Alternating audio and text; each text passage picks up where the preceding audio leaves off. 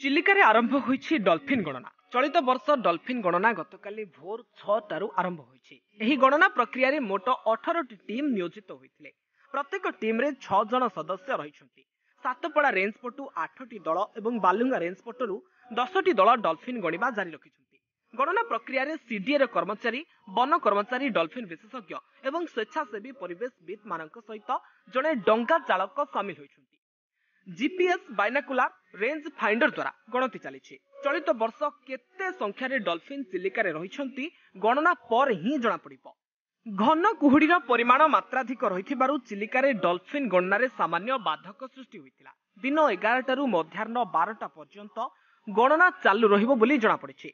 समस्त गणनाकारी दल गणना सारी रिपोर्ट विभाग को देला परे चूड़ांत रिपोर्ट जना पड़िबो। चिलिकारे इरावाड़ी डॉल्फिन केते रहिछंती ताकू जानिबा पई प्रत्येक वर्ष चिलिका वनांचल एवं चिलिका उन्नयन कर्तृपक्षक द्वारा गणति करा जाय थाए।